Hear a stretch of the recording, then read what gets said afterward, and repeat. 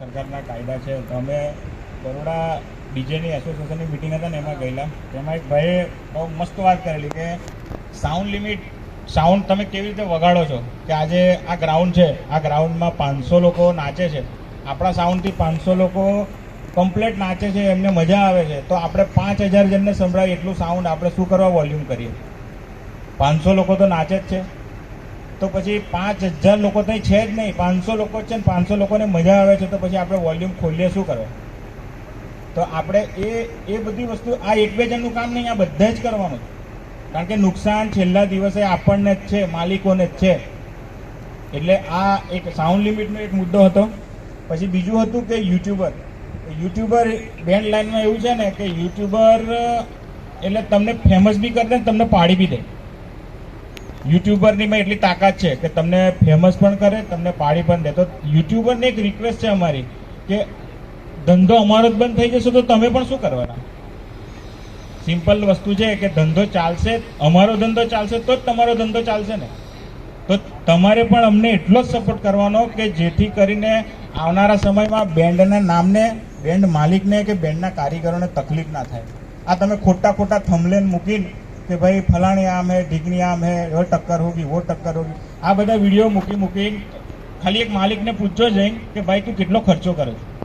તમે તમારા થોડા વ્યૂ માટે એટલું કરતા હોય તો પેલા માલિકની તો આટલો બધો ખર્ચો કરીને જે બેન્ડ ઊભું કરે છે, તમારા એક થંબનેલથી કે એક તમારા ખરાબ વિડીયોથી એની ઇજ્જતનો ભાજીપાલો થઈ જશે તો એને કેટલું લાગશે. એ જેવું હોય એવું, નાનું મોટું જેવું હોય એવું, તમે કોઈનું પણ વિડીયો બનાવો છો, વિડીયો મૂકો છો તો એટલીસ્ટ દરેક યુટ્યુબરને, કારણ કે અમારે એવું નથી કે અમારે તમારી જરૂર નથી, તમે છો તો અમે છે ને અમે છો તો અમે છે તો તમે છે, તો આપણે બધા જોડે મળીને કામ કરવાનું. પણ યુટ્યુબરોને એક ખાસ રિક્વેસ્ટ કહો કે વોર્નિંગ કહો. આ અમારી રિક્વેસ્ટ બી છે અને વોર્નિંગ બી છે કે ભાઈ કોઈ પણ બેન્ડ માટે તમે ખરાબ થંબનેલ, ખરાબ વિડીયો ના મૂકશો, જેથી કરીને એ બેન્ડના માલિકને, એ બેન્ડના કારીગરને કે એ બેન્ડના નામને એને લીધે તમારા એક વિડીયો કે એક પોસ્ટને લીધે તમારા એને માલિકને સોચવું પડે.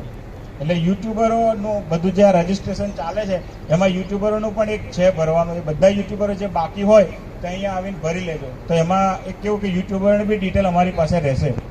અને આ યુટ્યુબરો માટે કંઈ એ નહીં, વચ્ચે એક હમણાં મેં વિડીયો જોયો હતો કે ભાઈ ટક્કર ही नहीं होगी, તો કે ટક્કર નહીં હોગી તો હમારી ચેનલ कैसे चलेगी. એક ભાઈનો મુદ્દો આવો હતો.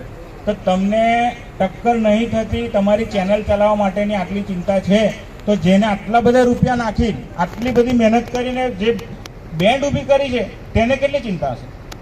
તેને ચિંતા નહીં હોય. તો બધાને એક રિક્વેસ્ટ છે કે ભાઈ તમે વિડીયો ઉતારો, તમે લોકો અમારા માટે બહુ ઇમ્પોર્ટન્ટ છો, તમે લોકો, તમારું બહુ મહત્વ છે અમારા માટે, પણ તમે એવો પણ કોઈ વિડીયો ના બનાવીને નાખી દેશો કે જેના લીધે તકલીફ થાય. અને આ બધી તકલીફ એમાંથી જ ઊભી થાય. બેન્ડ માલિકોને કંઈ હોય ના, કારીગરોને કંઈ હોય ના, હામે જે વિરોધ થાય છે ને, અડધા વિરોધ યુટ્યુબર કરાવે. જો કોઈને ખોટું યુટ્યુબરને લાગ્યું હોય તો સોરી, પણ અડધા, આ હકીકત છે, આ હકીકત છે કે અડધા જે વિરોધ બેન્ડો વાળાના થાય છે યુટ્યુબરથી થાય.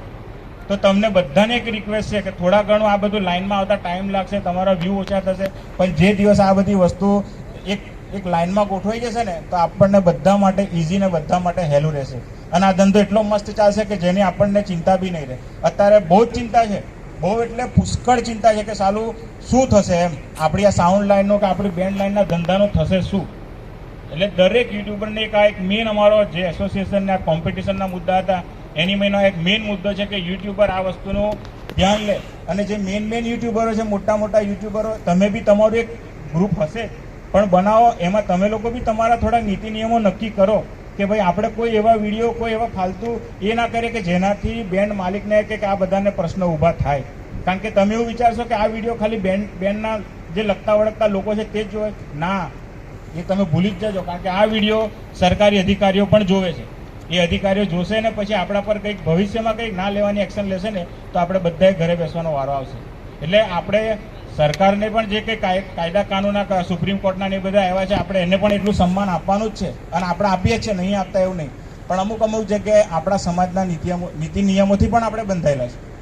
માન લો કે અત્યારે એક નિયમ છે કે ભાઈ આપણે બેન્ડ આટલા વાગે આપણે 10 કે 11 વાગે બંધ કરવાની, તો આપણે તો ટ્રાય કરીએ જ છે બંધ કરવાનો, પણ સમાજના આપણા એવા નીતિ નિયમો છે કે ભાઈ આપણે બેન્ડ 10 વાગે ચાલુ થાય છે, કોઈની વહેલી ચાલુ થઈ જાય, કોઈની મોડી ચાલુ થાય, તો એ આપણે એવા નીતિ નિયમોથી બંધાયેલા છે.